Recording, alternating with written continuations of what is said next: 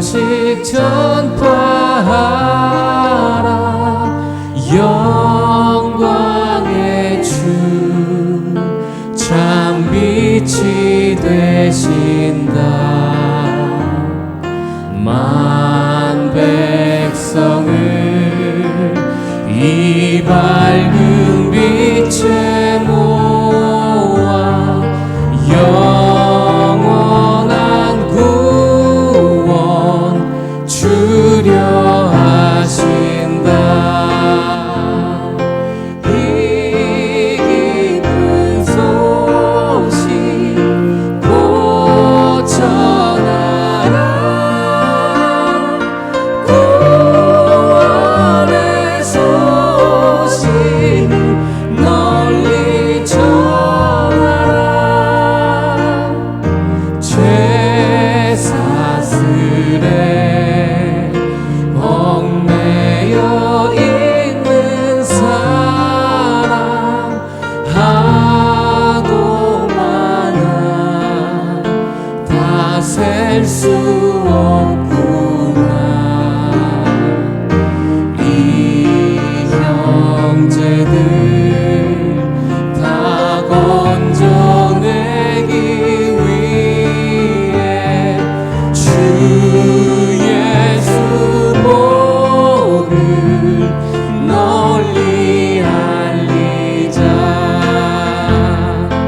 이 기쁜 소식 곧 전하라. 구원의 소식 널리 전하라.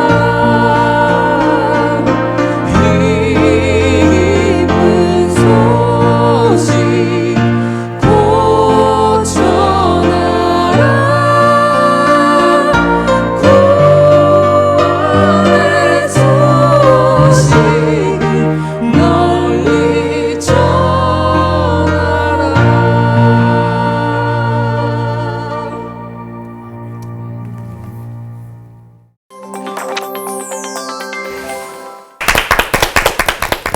우리에게는 전파할 복된 소식, 복음이 있죠. 하나님께서 우리에게 주신 성경에 그 복음이 담겨 있는데요. 성경 통독을 위한 두 번째 시간입니다. 우리가 지난주에 그 불가능한 일을 해냈습니다. 구약을 한눈에 넣는. 진짜 좋았어요. 네, 그리고 이어서 오늘 신약 한눈에 넣기를 진행해 볼 텐데, 그래도요, 신약은 구약보다는 조금 낫지 않을까 싶어요. 어때요? 조금 나은 부분이 있어요. 그러니까 족보를 제외하고는 그래도 이렇게 그렇죠. 수월하게 좀 이렇게 읽게 되는데 네. 문제가 있어요. 네. 뭐가 문제냐면 자꾸 저희 이제 아이들이 어리니까 아이들이랑 이렇게 성경 얘기를 많이 하거든요. 성경 읽고 이야기하다 보면 애들이 그래서 질문? 예수님이 왜 왜? 그러는데 왜 물을 왜 이게 많으니까 맞아요. 질문에 답해주기에 되게 벅찰 정도. 왜 십자가에 달려 돌아가셨는데 막 너무 많아요. 네. 맞아요. 그 아이들 질문하죠. 예수님도 질문하시죠. 제 안에서도 막 질문이 올라오고. 일어나죠. 네. 신약을 읽으면 읽을수록 더 뭔가가 막 되게 새로워지는 것 같아요. 근데 또 예수님의 장기가 이 비유잖아요. 그래서 고급 화술이 좋긴 한데 좀 더 저에게 맞춰서 좀 더 쉽게 얘기해 주셨으면 어땠을까. 그래서 제가 세 번역 성경을 샀습니다. 지난주에. 네. 네. 사실 오고 있겠죠 지금. 네. 구약 한눈에 넣기를 지난 시간에 했잖아요. 네. 조금 눈이 좀 찢어졌거든요. 좀 다르네요. 갑자기 이렇게 넣으려니까 이번에 신약인데 신약을 조금 더 술술 잘 읽으려면은 좀 비법 같은 게 있지 않을까 목사님들은 이런 생각이 드는데 어떻게 비법이 있으신가요? 이제 그러니까 읽기가 어려운 이유가 뭔가를 한번 생각을 해보고 그쪽에서 접근을 하면 뭐 좋겠죠. 그러니까 예를 들면 뭐 족보 같은 걸 뭐 그렇다고 치고 쉽게 넘어가지 않는 예수님이 기적을 일으키는 사건들이 이렇게 잘 납득이 안 가잖아요. 그럼 예수님이 기적을 못 일으키면 납득이 가겠어요? 그런 그러니까 오히려 생각은 안 기적을 일으키기 때문에 우리가 믿을 수 있는 분 네. 아니냐. 그러니까 우리가 하나님이다, 예수님이 하나님의 아들이다라는, 하나님이시다라는 전제를 가진다면 납득이 안 가는 부분에서야말로 그분이 하나님 되심을 입증하는 거거든요. 예. 그러니까 우리 역발상을 좀 해봐라. 거꾸로. 네. 그리고 이제 신약을 좀 쉽게 읽는 방법 중에 하나는 이제 복음서가 4번이 겹쳐서 나오니까 읽고 또 읽고 또 읽고 이게 지겨운 거예요. 그래서 복음서 중에서 제일 짧은 마가복음서를 읽고 복음서를 일단 넘어가라. 그다음에 이제 누가복음서와 사도행전이 연속이 돼 있거든요. 그러니까 누가복음서와 사도행전, 특히 사도행전을 읽을 때 이제 나중에 그 서신서들이 그 사도행전 지명이 나와요. 그 사이사이 이렇게 넣어서 이제 나중에는 읽게 되면 좀 도움이 되지 않을까 그런 생각도 해봅니다. 네. 네. 순서를 조금 처음부터 끝까지 아니고 네. 읽는 방법이 쉬운 거부터 계셨고요. 좀. 네. 권호 목사님은 저는 신약을 쉽게 읽는 법은 일단 짧다라는 것에 기쁨을 느꼈으면 좋겠어요. 그냥 읽으면 돼요. 네. 읽고 그 다음에 오디오 성경 같은 거 틀어놓고 읽고 짧다. 금방 끝났어요. 네. 그런데 또 술술 익히는 방법은 깊다. 맨 처음엔 짧게 느껴져요. 네. 근데 이게 어느 순간 계속 읽다 보면 아 깊구나. 맛을 한번 깊은 맛에 보면 계속 읽게 됩니다. 네. 아멘. 신구약을 연구하고 또 설교하시는 목사님 3분, 오늘 특별히 모신 3분이 저희를 신약을 깊은 맛을 느낄 수 있는 세계로 안내해 주실 겁니다. 권호 목사님부터 설교 시작해 주시죠.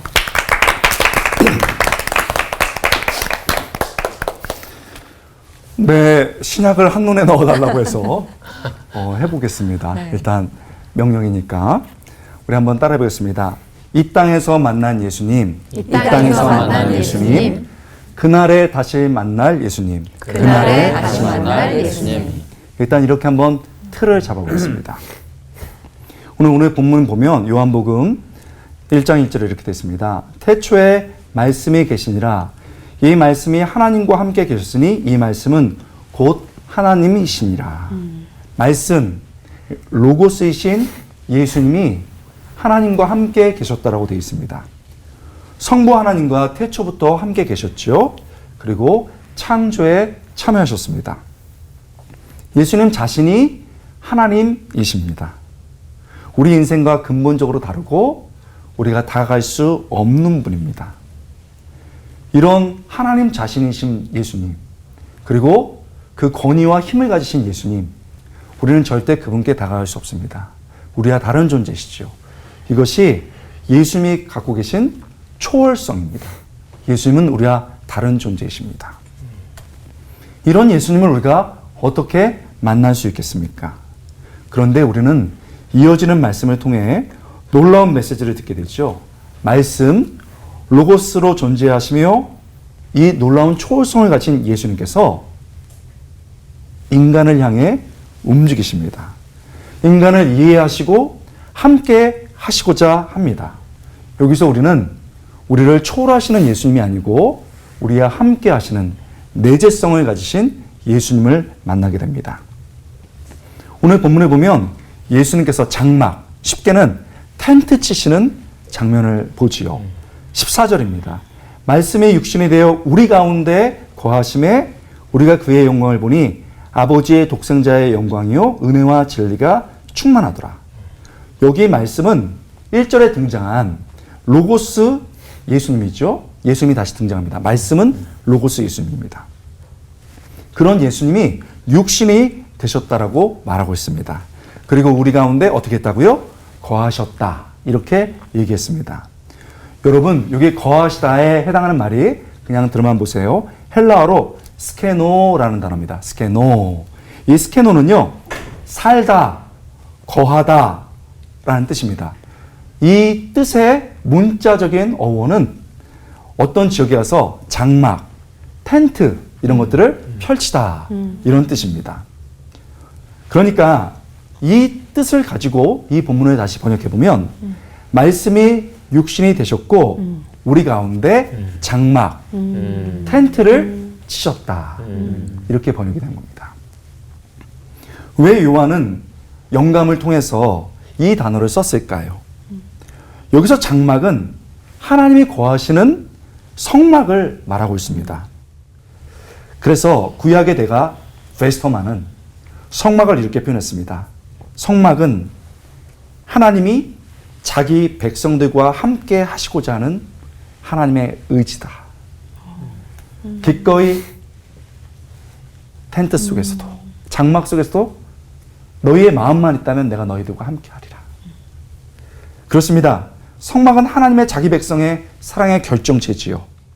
사랑은 함께하는 겁니다. 말이 아니죠. 하나님이 그의 백성과 함께하기 원하셨습니다. 이 하나님의 사랑이, 함께하시고자 하는 사랑이 신약에서 더욱 강해집니다. 이제 하나님 자신이, 성자 하나님께서 육신이 되어서 이 땅에 오십니다. 그리고 우리와 함께 거하십니다. 이것이 무엇입니까? 살펴 본 것처럼 성육신입니다. 자기의 육체로 성전막처럼 펴서 우리와 함께 하신 겁니다. 말씀이 육신이 되어 우리 가운데 거하셨을 뿐만 아니고 그분이 우리를 위해 십자가에 죽으셨습니다. 대속을 이루셨습니다. 우리는 구약에서 성막에서 하나님의 임재를 경험하고 죄를 씻고 예배합니다. 그것처럼 예수님 자신이 자기의 몸을 찢어 죽으심으로 이제 그 예수님을 통해 죄를 씻고 하나님의 임재를 경험하며 하나님께 참된 예배를 드릴 수 있게 된 것입니다. 우리와 함께 하셨던 예수님, 우리의 죽으셨던 예수님이 부활하셨습니다. 그러나 그것으로 끝나지 않으시고 그분이 다시 이 땅에 오십니다. 재림하십니다. 믿습니까? 아멘. 그분이 다시 오십니다.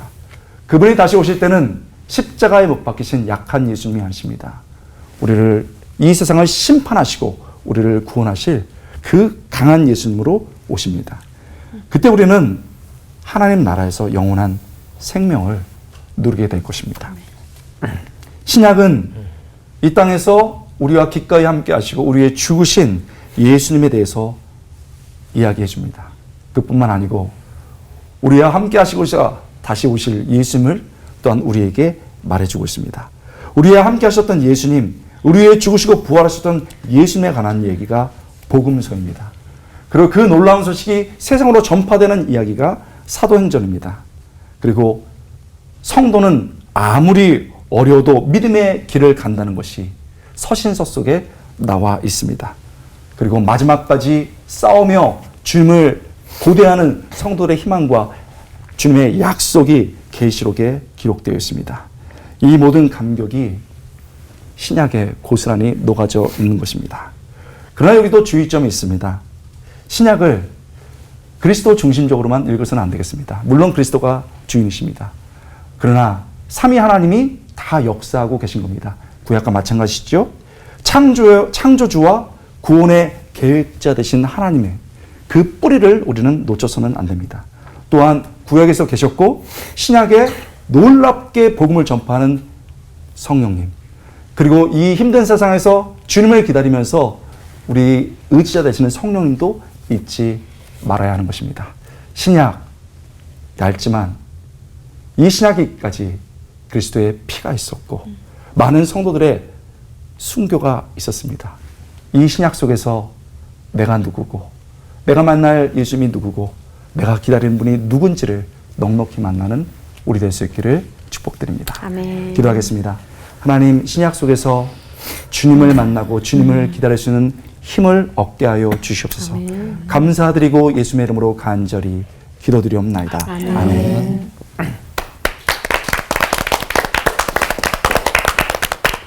신약 성경 한눈에 넣기. 넣는 가장 좋은 방법 중에 하나는 요한복음 3장 16절을 통해서 신약 전체를 분석해 보는 겁니다. 그 신약 성경이 뭐냐? 하나님이 우리를 사랑한다는 고백을 실천한 내용이 있고 완성한 거죠. 그래서 하나님이 세상을 이처럼 사랑하사, 이 말은 그 신약 성경 전체에서 하나님의 사랑이 우리에게 어떻게 주어졌는가를 보여주는데 독생자를 주셨으니 그게 이제 사복음서죠. 예수님의 삶, 그리고 죽으신 부활, 그 사건이 사복음서에 먼저 기록이 됐죠. 이는 저를 믿는 자마다, 이것은 우리가 어떻게 믿게 되었는가, 사도행전의 그 복음이 땅끝까지 이르러 전파되는 과정, 우리가 믿음을 받아들이는 과정과 서신서들에 나와 있는 많은 교회들의 그 성도들의 믿음에서 일어나는 여러 가지 사건들, 그것을 이제 설명해 주는 내용들을 갖고 있죠. 그러니까 이는 저를 믿는 자마다 믿음의 삶이 어떤 것인가. 그래서 사도행전과 서신서들이 나오죠. 이는 멸망하지 않고 영생을 얻게 하려 하십니다. 요한계시록에 하나님 나라의 영생의 삶에 대한 이렇게 이제 구조적으로 한번 보면 되겠습니다. 그런 측면에서 본다면 하나님이 우리를 너무너무나 사랑하셔서 우리에게 주신 것들이 바로 독생자를 주셨고 교회와 성령님을 주셨고 그 다음에 문제가 있을 때마다 해결할 수 있는 진리의 말씀 서신서들을 주셨고 마지막은 심판하는 그분이 바로 나를 사랑해서 십자가에 죽으신 예수님이다. 이런 이제 구조를 가지고 신약을 읽어보면은 이제 좀 이렇게 흐름이 좀 들어오겠죠. 먼저 이제 복음서에 대해서 한번 생각해 보면 복음서는 사실은 바울 서신서보다 한 10년 이후에 이제 쓰여진 책들입니다. 예수님의 생애에 대한 거죠. 마태복음, 마가, 누가, 요한복음 예수님의 생애를 다른 각도에서 바라보는 각도에서 이제 다른 정황 속에서 이제 쓰여졌습니다. 그런데 예수님의 탄생 그리고 그분의 행위와 말씀과 죽음과 부활 이것을 통해서 하나님이 구체적으로 삶의 현장에서 우리를 어떻게 만나시고 얼마나 사랑하시는지가 이제 그대로 예수님의 인격 속에서 보이지 않는 하나님이 보이게 되는 그런 은혜가 있죠. 근데 놀라운 것은 복음서를 이렇게 분석을 해보면요. 복음서가 이제 사복음서가 89장이거든요. 근데 그 중에서 25장이 예수님의 생애 마지막 일주일에 대한 기록이에요. 그러니까 다시 말해서 예수님의 생애 33년에 대한 기록일 때인데 놀랍게도 마지막 죽음, 체포당하시고 고난당하고 죽임을 당하시는 그 내용이 거의 30%가 기록되어 있어요. 이상하잖아요. 독생자를 주셨는데 뭐하러 주신 거예요? 십자가에 죽게 하려고 보내셨다는 거예요. 고난당하고 죽으려고 보내셨다는 거죠. 그러니까 거기에 초점이 맞춰요. 예수님의 기적도 있고 많이 있지만 거기에 초점이 있는 게 아니에요. 그래서 예수님이 친히 그래요. 마가복음 10장 45절과 다른 복음서에 나오는데 인자가 온 것은 섬김을 받으려 온 것이 아니라 섬기려 하고 도리어 자기의 목숨을 많은 사람의 대속물로 주려고 왔다. 그래서 구약성경의 모세오경에 나오는 하나님의 율법을 어긴 죄로 인해서 반드시 죄의 삭은 사망이고 죽을 수밖에 없는데 우리를 위해서 대속의 희생을 하려고 하나님의 독생자가 왔다. 그래서 우리를 위해서 죽으셨다. 이게 바로 복음서의 핵심적인 내용인 거죠. 그 다음에 이제 나오는 것이 사도행전인데 이게 신약에 있는 유일한 역사서예요. 근데 그 역사서를 통해서 하나님께서 우리에게 주시는 게 뭐냐면 우리에게 독생자만 주신 게 아니라 성령님을 주셨다는 거예요. 지난번 구약 한눈에 읽기에서 차 교수님께서 말씀하셨잖아요. 아주 독특하고 특별한 사람들에게 줬던 성령이 모든 믿는 자에게 회개하고 예수를 구주로 고백하고 세례를 받는 사람에게는 누구이나 성령을 선물로 주시는 어마어마한 은혜를, 그게 하나님의 사랑이라는 거예요. 근데 그 성령을 주시면서 예수님이 승천하셔서 우리에게 성령을 부어주시는데 그때 우리가 느낄 수 있는 굉장히 중요한 우리의 안식처가 되는 교회를 주신 거예요. 성령을 통해서 교회가 탄생하게 되죠. 그 교회 탄생 이야기가 사도행전에 나와 있는 거죠. 그러니까 사도행전 읽으면서 얼마나 하나님 우리 사랑하시면 이게 성령을 주시고 이 교회가 생겨나기 위해서 얼마나 많은 사도들이 고생을 하면서 했는가.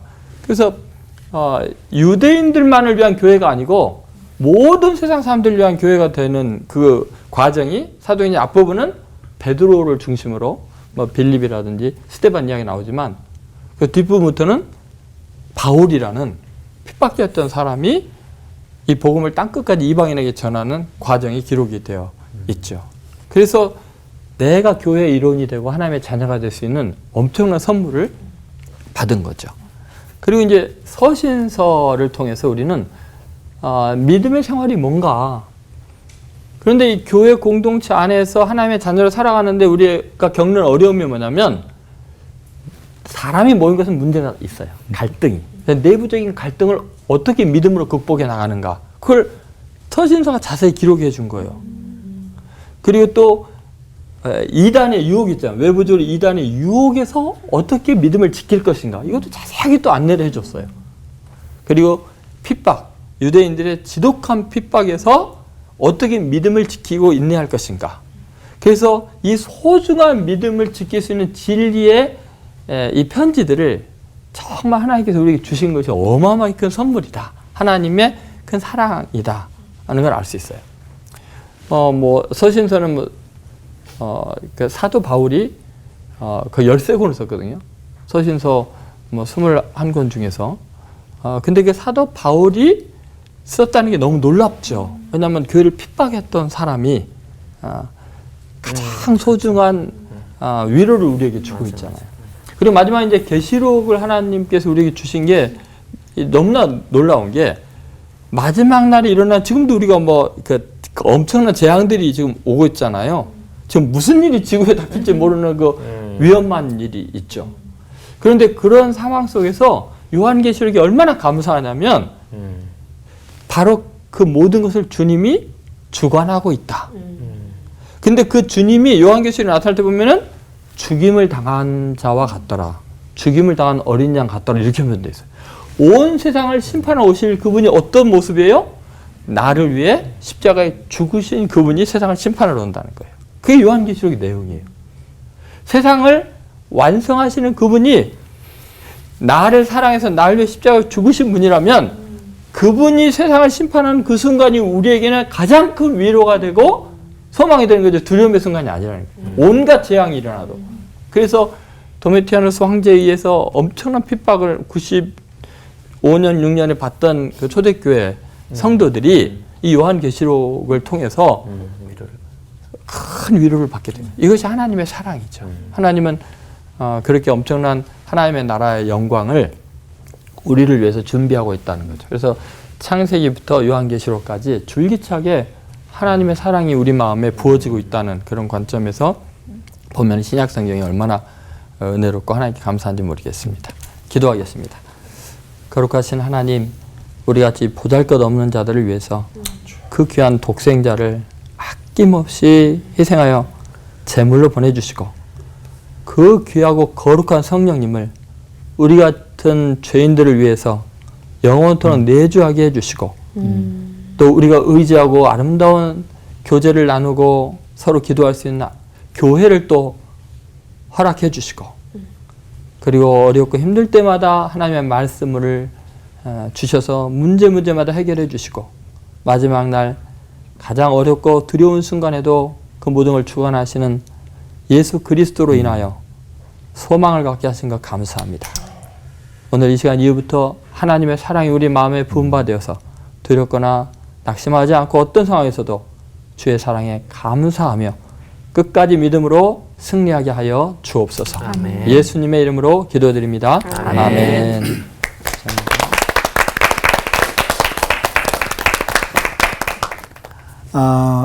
구약하고 신약 시대를 중간 시대라 그래요. 중간이 빠졌어. 그러거든요. 말라기하고 마태복음 그 사이 한 몇백 년이 빠졌어요. 그 시대를 보통 성령 부재 시대라 그래요. 성령이 잊혀졌던 성령 망각 시대다.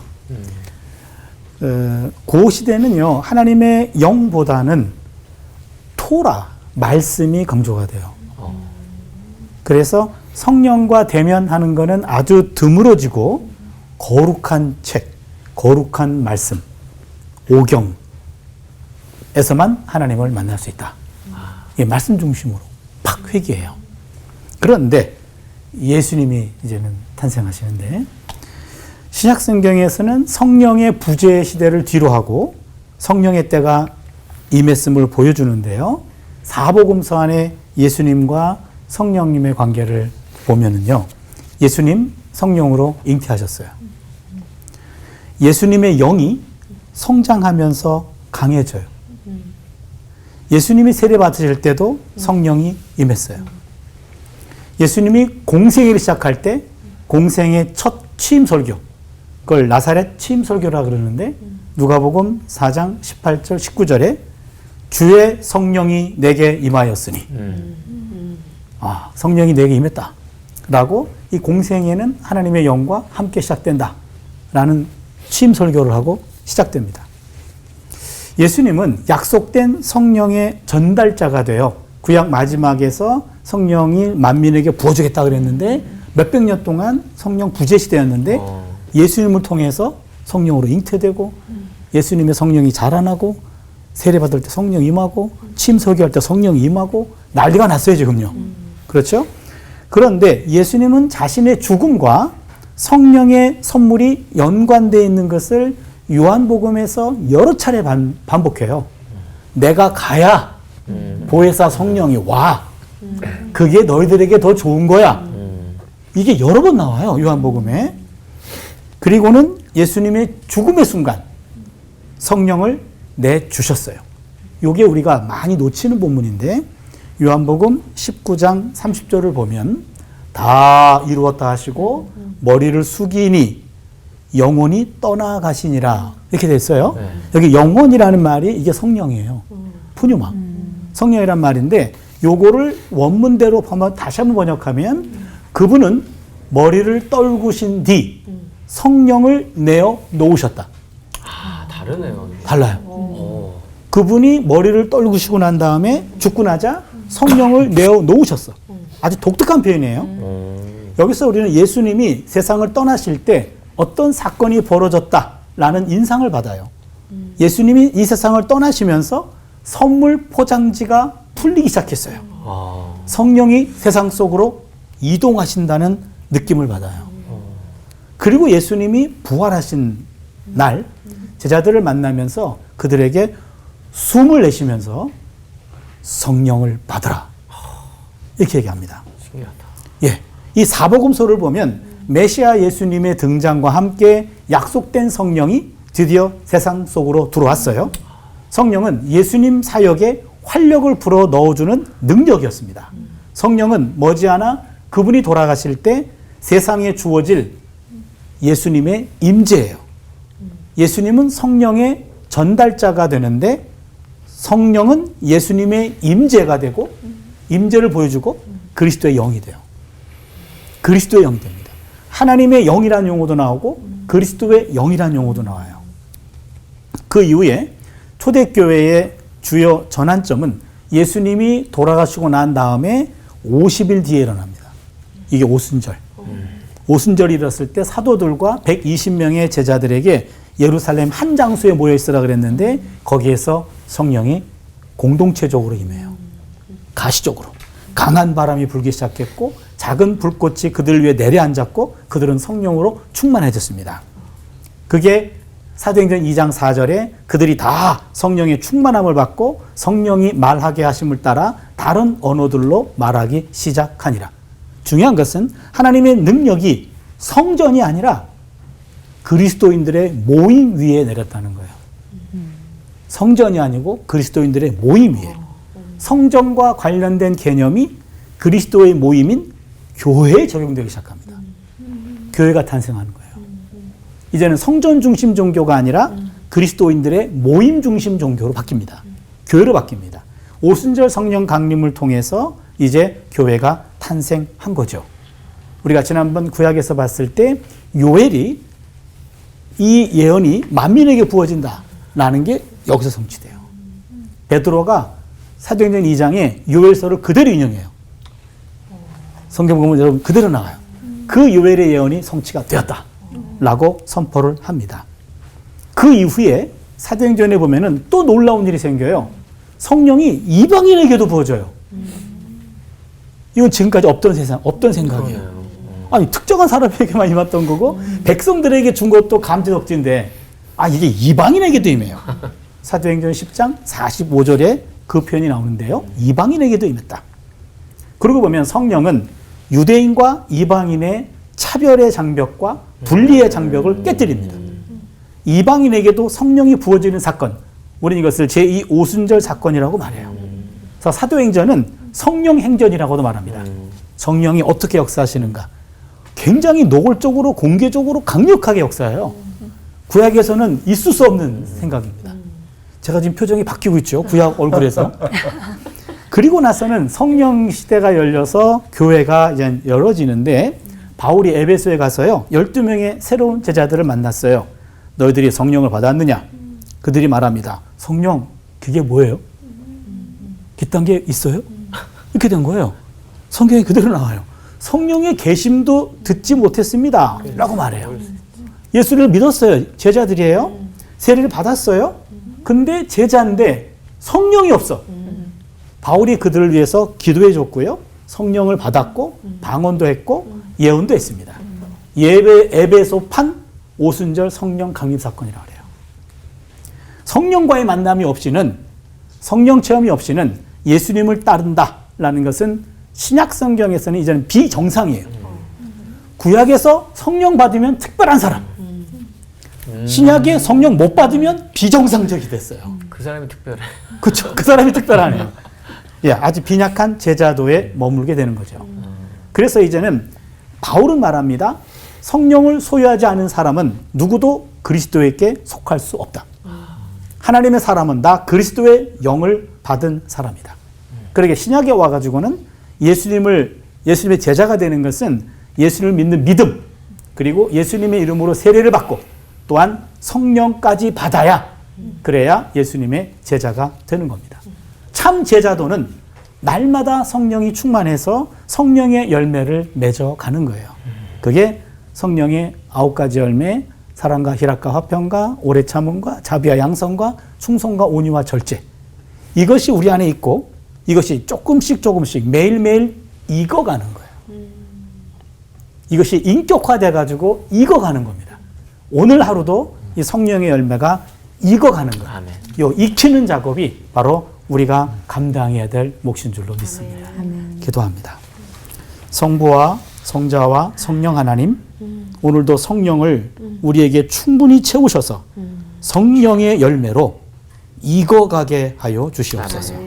예수님의 이름으로 기도드립니다. 아멘.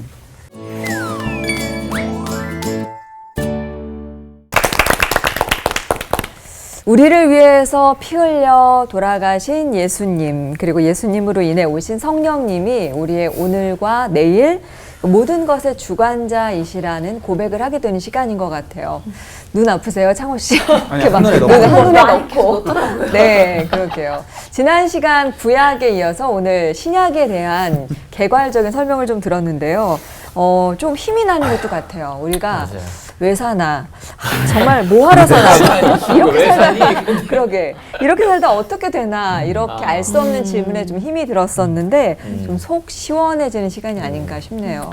그 왜 사나, 그러니까 이 삶에 대한 생각이 이제 말씀에 연결이 되잖아요. 뭐 말씀 읽다 보면 말씀이 삶이 돼야 된다.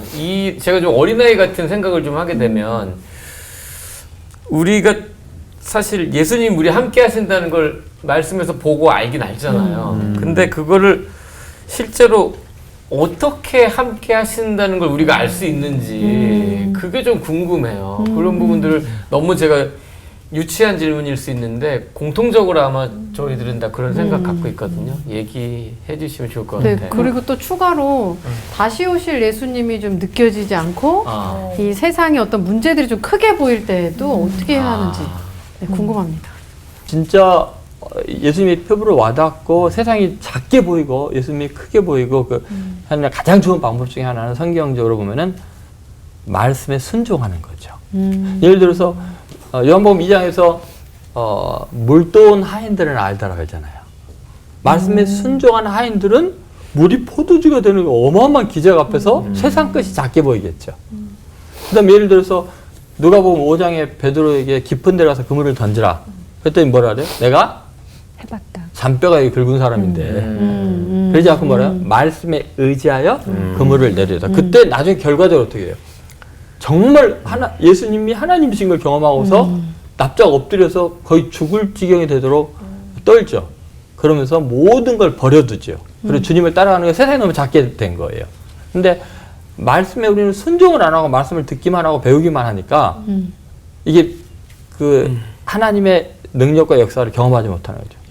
그런 측면에서 한번 생각해 보는 것도 좋겠다 그런 생각을 해봤습니다. 저는 가끔 권사님들이 이런 말씀하실 때 조금 답답하시더라고요. 집에 계신 박 권사님도 자주 말씀을 하시는데 우리처럼 믿는 사람들은 이 땅이 아니라 하늘나라를 보고 살아요. 근데 그거 쉽지 않지. 그럴 때는 말씀을 붙들어매. 말씀. 그 무슨 말씀을? 무슨 말씀을 붙들어매야 되는지, 어떻게 하면 이 본향과 영생을 보는 눈을 가질 수 있는지, 어떤 신약의 말씀을 붙들어매면 좋을까요? 구약은 안 돼요? 네, 안 돼요. 신약입니다. 오늘은 신약입니다. 신약에서 신약 넣어야 돼요. 신약 넣어야 돼요. 네. 그게 그 권사님의 퍼스펙티브는 맞는 것 같아요. 영생을 봐야 된다. 무슨 하나님 나라잖아요. 일종의. 그러니까 우리네 삶의 중심은 항상 내 종말에 있잖아요. 근데 마지막 때 그 모습에서 오늘을 조명해 보는 종말론적 시각에서 우리 삶을 보거든요. 그때 그렇게 된다면 우리가 추구하는 모든 것들이 조금 상대화되는 것들이 많이 있거든요. 하나님 앞에서 평가받지 못할 것들을 가지고 아동바동할 필요 없잖아요. 그렇죠. 그렇죠. 그래서 항상 종말론적 시각에서 나를 비춰본다. 그런 건데 말씀을 붙잡아야 된다. 권사님의 그 말씀은 저는 100% 존중해 드리는데 어떤 말씀을 붙잡아야 되느냐. 저는 요한계시록에 있는 말씀 몇 가지를 잡아야 될 것 같아요. 요한계시록에 제가 영생이다 뭐 이렇게 하나님 나라 그러면은 아무래도 요한계시록이 더 리얼하게 얘기하고 있기 때문에 첫 번째는 요한계시록 22장 12절 22장 12절 보라 내가 속히 오리니 내가 줄 상이 4개 있어 각 사람에게 그가 행한 대로 갚아주리라. 두 가지예요. 속히 온다. 임박한 종말이죠. 속히 온다. 그러니까는 너 지금 뭐 내일 모레 할 게 아니라 당장 오늘부터 해야 돼. 오늘 올 줄 몰라. 속히 오. 모아서 뭐 할 건자? 뭐 하냐? 네가 행한 대로 갚아줄 거야. 이거요. 이게 최후의 심판이 있다. 라는 것을 우리가 잊지 말아야 돼요. 최후의 심판. 이 말은 성경에 많이 나와요. 그러니까 예레미야 17장 10절 같은 경우는 나 야훼는 심장을 살피며 폐부를 시험하고 각각 그의 행위와 그의 행실대로 보응하나니. 보세요. 심장, 폐부는 어디예요? 원어가 켈라요트인데 이거는 신장, 콩팥이에요. 콩팥. 그래서 하나님이 심장하고 콩팥을 본다. 근데 심장은요, 구약성경에서 심장을 레브라는 말인데 이거는 인지기관이에요. 인지기관. 무슨 말이냐면 의지와 결단의 자리예요. 결단했어. 그걸 심장이 합니다. 의지와 결단, 지적 결단, 심장이에요. 근데 폐부, 신장, 콩팥. 네. 콩팥이라는 것은 감각기관이에요. 이거는 감정과 정서의 자리예요. 신장이요. 신장. 기분 상했어. 그거는 신장에서 느끼는 거예요. 콩팥에서. 이거 구약의 인간학이에요. 구약의 인간에서. 그러니까 뭐 의사들한테 의학적으로, 네. 그렇죠. 의학적으로 뭐 이럴 수도 있으세요. 네. 구약 성경에서 보는 인간학인데 하나님은 인간의 심장과 신장을 살피시는데 심장은 무슨 생각하고 있는지 신장은 뭐에 어떤 감정에 휩싸려 있는지 인간은 두 가지가 우리를 지배하거든요. 그렇잖아요. 이 심장하고 신장이 지배합니다. 그걸 보고 행동하지 않았어도 네 감정과 네 생각을 보고 심판한다. 여기까지 얘기해요. 무섭다 그런 거. 무서운 거죠. 그러니까 이게 요한계시록에서 말하는 속히 온다. 너 내가 심장과 신장을 다 보고 있어. 이 얘기예요. 무섭네 이거. 그러면은 이거 어떻게 살아야 되냐? 요한계시록 18장 4절에 이 말이 나와요. 내 백성아 거기서 나와 그의 죄에 참여하지 말고 그가 받을 재앙을 받지 말라. 거기서 나오란 말은 바벨론에서 나오라는 거예요. 요한계시록에서의 바벨론이라고 하는 것은 짐승이 사람을 지배하기 위해서 선택한 현실적인 도구 중 하나예요.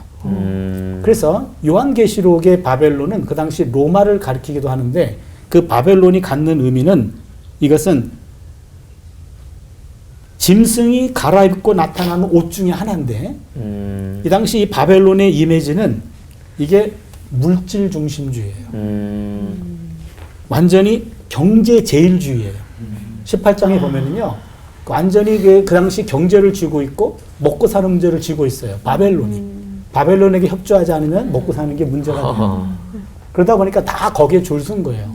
근데 이것이 이 사탄의 지배라는 사탄 지배는 현실의 심층에 있어요. 외부에 있지 않고.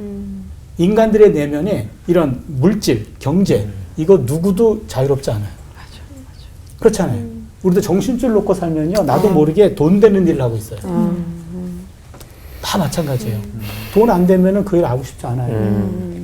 그게 잘못된 건 아니에요.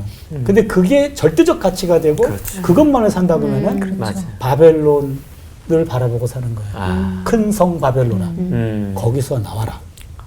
그들이 받을 재앙에서 벗어나라. 이게 지금 제가 두 번째 요한계시록에서 보는 말씀이고, 마지막 하나는 뭐 어떻게 살아야 되느냐. 마태복음 25장 40절에 내 형제 중 지극히 작은 자 하나에게 한 것이고 나에게 한 것이다. 요 대목입니다. 바벨론, 물질, 경제, 지상주의에서 나왔던 사람을 돌이키고 내 주변의 약자들을 살펴라는 얘기죠. 그 약자들에게 한 게 곧 나한테 한 거야. 이 얘기죠. 그렇다면 우리가 말씀답고 살아야 돼. 그러면은 적어도 요 세 가지 말씀만 우리가 기억할 수 있다면, 속히 오신다. 내 마음 다 보고 있어. 그렇죠? 그러니까 바벨론 지향적 삶에서 회개해. 그 다음에 내 주변의 약자들을 돌봐. 그 가난하고 줄이고 헐벗고 그 사람에게 한 것이 곧 예수님에게 한 거라 그랬잖아요. 영생과 영벌을 나누는 것 가장 심각해요. 요 세 가지 말씀만 잡아도 오늘 우리의 삶이 좀 방향을 잡을 수 있지 않을까 생각합니다.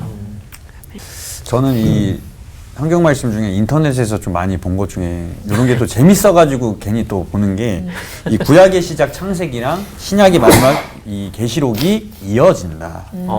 이게 정말 그런지 권호 목사님한테 여쭤보고 하나 더. 그다음에 이단들도 이 계시록 말씀을 자주 이렇게 좀 악용을 하잖아요. 그래서 좀 주의해야 될 말씀이 어떤 말씀인지 좀 궁금합니다. 일단 예, 창세기도 그렇고 요한계시록도 그렇고 왜 어렵냐면, 그 우리 선배 목사님들과 교수님들이 늘 말한 게 뭐냐면, 처음 시작과 마지막 끝은 어렵다. 하나님의 그 뜻이 깊이 가려진 것이 있으니까 그것을 그냥 받아들여라. 이렇게 얘기한 적이 하신 분들이 많아요. 그러니까 그렇게 받아들이셔야 됩니다. 그러면 구체적으로 여러분에게 이제 이 얘기를 먼저 하고 싶어요. 먼저 대원칙. 베드로서 3장 10절 말씀. 또 그 모든 편지에서 이런 일에 관하여 말했을 때 그 중에 알기 어려운 것이 덜어 있으니 무식한 자들과 굳세지 못한 자들이 다른 성경과 같이 그것도 억지를 풀다가 스스로 멸망에 이르니라. 그러니까 억지로 해갖고는 모든 것들이 꼬이게 되고 이단이 된다는 거예요. 그러니까 말씀을 기준으로 해서 받아들이고 판단하고 가라면 가고 서라면 서는 거예요. 그래서 그 구체적인 걸 말씀드려볼게요. 첫 번째, 성경의 처음과 끝은 참 이게 하나님의 영역이 있기 때문에 그것들을 무리하게 풀지 않는다. 그래서 큰 부분 연결되는 부분들 이런 것들을 받아들이면서 이렇게 하는 것이다 라고 말씀드리고 싶어요. 두 번째, 이해가 안 될 때는 성경이 성경을 푸는 경우가 있어요. 이거는 그래서 그 구약을 신약을 구약이 풀고 구약이 신약과 연결되고 그 다음에 계시록을 볼 때 상당히 많은 부분이 다니엘서나 뭐 우리 교수님 아시겠지만 에스겔서 뭐 그런 것들이 있기 때문에 그 구약과 1차적으로 연결해서 보는 게 제일 중요합니다. 그러니까 믿음으로 받아들이고 그 다음에 꼭 연결할 때는 구약과 신약이 성경이 말하는 만큼만 가는 게 되게 중요합니다. 그 다음에 절대 계시록에서 하지 말아야 될 것은 무리한 숫자풀이. 그거는 2000년 동안에 연구가 됐는데 제가 그 결과를 시원스럽게 말하면은 모른답니다. 이런 것일 것이다라는 것이지 이게 많거든요. 근데 거기서 자기의 의견을 하기 때문에 이단이 나는 겁니다. 그 다음에 재림의 시기. 이런 것들을 무리하게 한다는 것은 문제가 되는 것이죠. 그거를 정확히 말한 게 없거든요. 그 다음에 알레고리 해석이나 인간 연결 비유 해석은 안 된다라고 말씀드리고 싶습니다. 알레고리 해석이라는 게 뭐냐면 이런 거죠. 이제 이스라엘 백성이 가는데 빨간 그 줄을 걸어 놓으면은 그거를 보고서 이제 그 거기를 점령하지 않기로 했습니다. 기생 라합의 얘기죠. 근데 그게 십자가다. 이렇게 보는 게 이제 알레고리예요. 그러면 눈이 빨간 토끼도 십자가를 보고 은혜를 받은 거다. 뭐 이렇게 된 거잖아요. 알레고리죠. 근데 요한계시록에서도 알레고리가 나옵니다. 오늘 사실 오늘 굉장히 중요한 해석을 봤는데 우리 차 교수님께서 바벨론이라는 것에 대해서 얘기를 하셨어요. 근데 바벨론을 아주 문자적으로 해석하거나 알레고리라고 해서는 문제가 되겠죠. 그래서 문자적 해석이라는 게 뭐냐면 바벨론이니까 이 비읍을 해가지고 이런 것이다라고 말하는 게 이제 알레고리 문자적으로 해석하면서 알레고리로 갈 수 있는 거예요. 이게 같이 붙어 있어요. 그런데 말씀하신 게 뭐냐면 구약의 배경이잖아요. 그렇죠? 그때 당시에는 하나님의 백성을 대적하는 힘 그리고 물질적인 것과 세상의 힘으로 누른 것, 물적 풍요 이걸 얘기한 거죠. 그러면 당시에 바벨론인 것이 로마로만 끝난다 하면 이것도 문제가 있는 거예요. 지금도 여전히 바벨론이 있다고 말씀하셨잖아요. 그것처럼 뭐냐면 세상의 힘으로 누르는 거, 그 다음에 물질주의를 추구하는 것 이런 것이죠. 그러니까 이렇게 구약의 역사적 방향과 역사 속에서 이렇게 해야 된다는 거죠. 그렇게 해서 해야 되고 또 이 음녀가 나타나는데 그 다음에 뭐 흰말 타고 나타나는데 이 사람이 누구 사람이다 라고 무리하게 연결하는 것은 문제를 일으킬 수 있습니다. 또 이런 말 하는 사람이 이단이라는 것 꼭 알아두셨으면 좋겠습니다. 나는 예수다. 그 다음에 재림의 날을 딱 안다. 이 말이다. 그 다음에 나에게는 신비한 지식이 있다. 이런 얘기를 할 때 나는 예수다 하면 너는 거짓 선지자다. 이렇게 속으로 외치시고 재림하는 날이 이 날이다 그러면 절대 그 날은 안 오신다. 이렇게 했으면 좋겠고 신비한 지식이 나에게 있다 그러면 너는 무식한 놈이다. 이렇게 얘기해 주시면 좋겠습니다. 네. 우리는 우리는 근데 지금 웃으면서 얘기를 들었지만 사실 그 이단에 빠져 있는 분들 생각하면 너무나 진짜 안타깝고 그렇습니다. 이렇게 진리의 말씀을 누가 쓰느냐에 따라서 이단이 될 수도 있고 아닐 수도 있다는 것도 경각심을 갖게 되는 시간인데요. 말씀은 골수를 쪼개고 어둠을 몰아낸다고 하는데 오늘 말씀의 힘에 대해서 정말 다시 한번 생각하게 되는 시간인 것 같아요. 네, 그런 이야기 있잖아요. 그 말씀에 사무치다. 그 목사님들은 말씀을 읽거나 또 말씀을 떠올렸을 때 이렇게 울컥하셨거나 좀 이렇게 눈물 펑펑 흘리셨던 경험이 있으셨는지 좀 짧은 답변 부탁드리도록 하겠습니다. 많이 있는 것 같은데요. 저는 이제 로마서 8장 18절 말씀을 늘 생각해요. 그 현재의 고난은 장차 내게 나타날 영광과 비교할 수 없다라는 건 제가 언제 한번 여러 차례 간증했던 것 같은데 고등학교 2학년 때 가산이 기울어져가지고 고등학교 공락금도 못 내고 쫓겨나고 그래서 고등학교를 마칠 수 없는 그런 상황이었는데 신방 오신 전도사님이 이 말씀을 주셨거든요.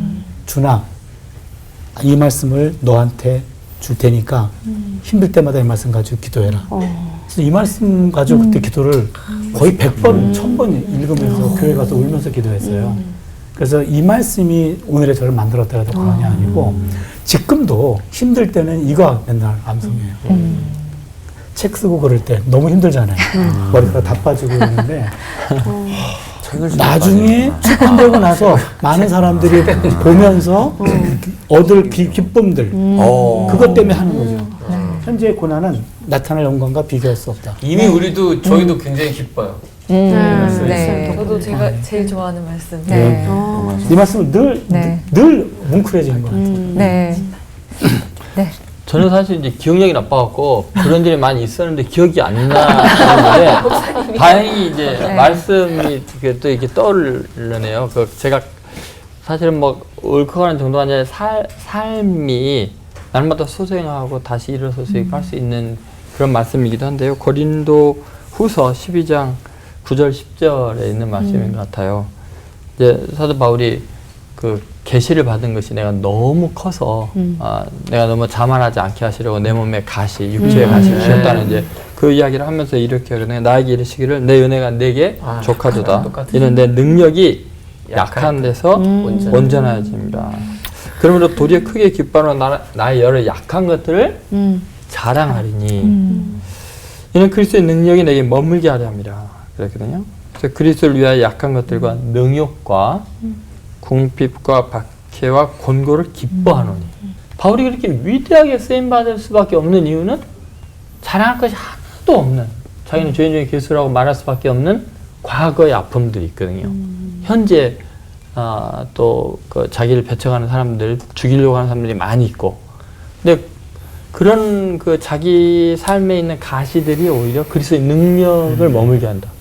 마치 가시, 그 물고기 가시가 있기 때문에 그 살이 붙어 있을 수 있는 것처럼 또 옷걸이에 옷이 걸려 있어야 뿌이지 않은 것처럼 그런 것 같은 생각이 들어요. 그래서 이 구절을 읽거나 이럴 때는 가장 힘들고 어려울 때 오히려 이렇게 막 그 내가 하나님 일 더 열심히 해야겠구나. 그런 소망이 생기는 것 같습니다. 제가 이제 나이가 좀 들어가고 목사도 되고 이래봬도 그 신학 박사의 교수입니다. 근데 깨닫는 건 뭔지 아세요? 제가 어리석다는 거예요. 그리고 인생을 살면 살수록 너무 한 치 앞도 모르겠고 내 삶이 어둡구나 할 때도 많아요. 근데 최근에 이거 아주 최근 말씀인데 이 말씀을 보고서 제가 너무너무 감동했습니다. 시편 119편 130편 말씀인데 주의 말씀을 열면 빛이 비추어 우둔한 사람들을 깨닫게 하나이다. 어두운 곳에서 말씀을 딱 폈는데 빛이 비추어 우둔한 권호를 깨닫게 하나이다. 아, 내가 이걸로 살았구나. 어두운 삶을 이걸로 살아왔구나. 주님의 말씀을 비추면 그 어두운 속에서 빛이 왔구나라는 말을 느꼈습니다. 그때도 참 은혜가 됐지만 또 어려울 때도 있었어요. 그런데 그 말씀이 비출 뿐만 아니고 요한복음 1장 14절 말씀이 육신이 되어 우리 가운데 거하시매. 빛으로 계셨던 예수님이 제 삶 속에 들어오시더라고요. 은혜입니다. 아멘. 알고 있던 말씀이지만 오늘 이렇게 다 같이 또 함께 나누니까 더 은혜가 되는 것 같고요. 매번 올포원에 오시는 목사님들 수고해 주시는 것에 감사를 드리지만 지난주에 이어서 이번 주까지 임파서블 미션을 해 주신 세 분 목사님께 특별히 감사의 박수 좀 보내드립니다. 감사합니다. 어려웠다. 친구양 말씀 한눈에 넣기 1, 2편을 마무리하면서 오늘 또 다시 성경 말씀을 펴보자는 다짐을 하는 시간이 됐으면 좋겠고요. 그런 말씀을 사모하는 우리가 되기를 소망하면서 끝인사 외치고 마치죠. 내 인생 사용 설명서 신구약 매일 맛보며 말씀의 능력으로 하나 되는 시간. 올포 원.